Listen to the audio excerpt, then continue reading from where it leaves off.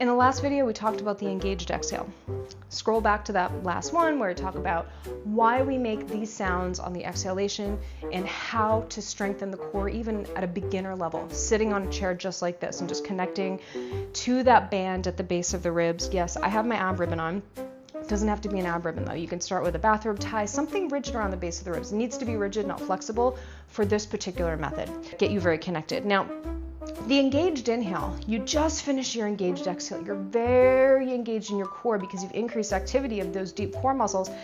Very engaged. You're staying engaged with those muscles. You're staying lifted. You're pulling your navel to your spine. You're lifting your pelvic floor, and you're taking sniffs of air through your nostrils, keeping the core engaged.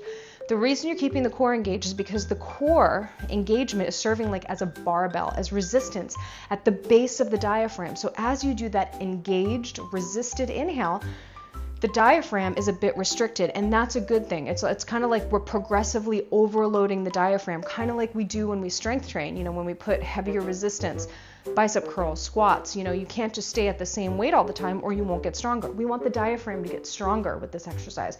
So we go to our complete exhale, and the stronger your abs get in your engaged exhale, the more resistance you provide your diaphragm. So that's a method of naturally internally inside your body progressively overloading the diaphragm, so it gets as your exhale and your abs get stronger, your diaphragm, your primary breathing muscle, keeps getting stronger over time. All right, so we're going to our engaged exhale. I'm not going to go over it. Go to that last video if you want to practice. So you go blow.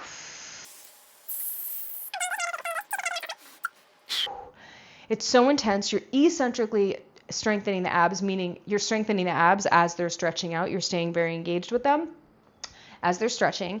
And it's an amazing way of directing the airflow, directing your breath. So because you're not Buddha bellying it, meaning you're not releasing your abs, you're directing the air into your ribs, into your intercostals. So it actually is a wonderful mid-back flexibility exercise because you're using your air to expand your lungs, and you're not letting the air go down here. So more of the air is going into your ribs, filling your ribs. Is a nice bracing strategy for resistance training. I prefer that over the Valsalva maneuver, that like pressured breath. Just because it does increase pressure on the pelvic floor for postpartum women.